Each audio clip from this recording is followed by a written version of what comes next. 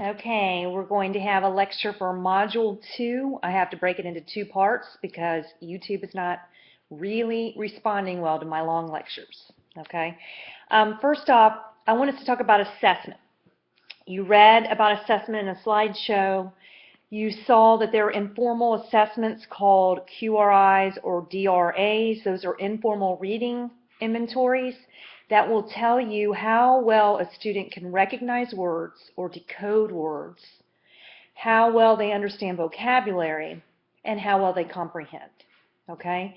And if you give a student one of those tests, then you can find out a Lexile score for that student.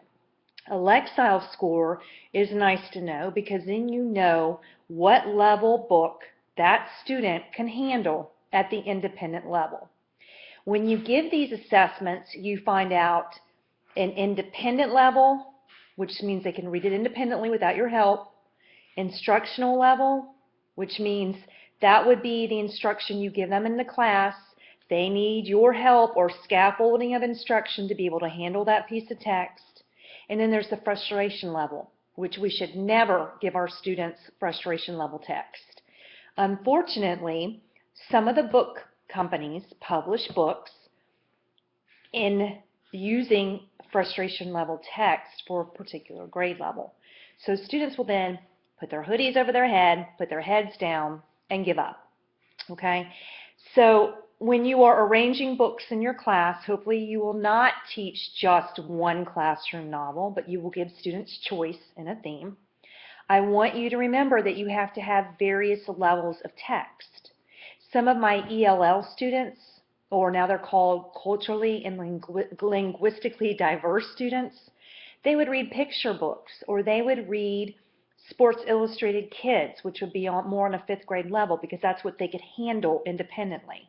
And then when I gave them instruction, I gave it to them on their instructional level.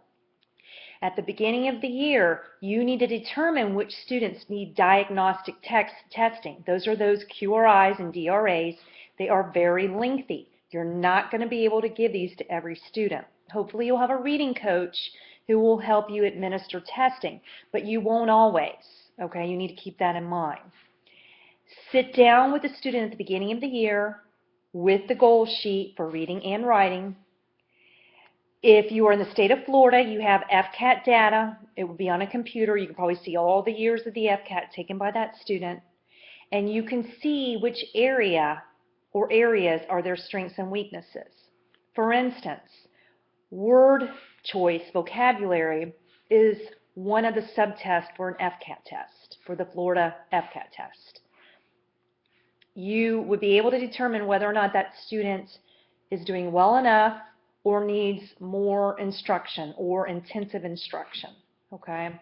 If they are able to summarize, if they are able to tell about story grammar, if they are understanding theme. I mean, you can tell a lot from that. You just need to sit down, and you can do it one-on-one, pull up the score, and go, instead of doing it all at home on your own time, sit down one-on-one and talk to them about their goals for that year, okay? One thing that you need to really know is I am pushing for you to use choice novels for independent reading because students can read what they like to read. And we'll talk more about that later. I'm going to give you some specific stories about that, okay? I'm going to stop this video. This is the end of Part 1, Module 2.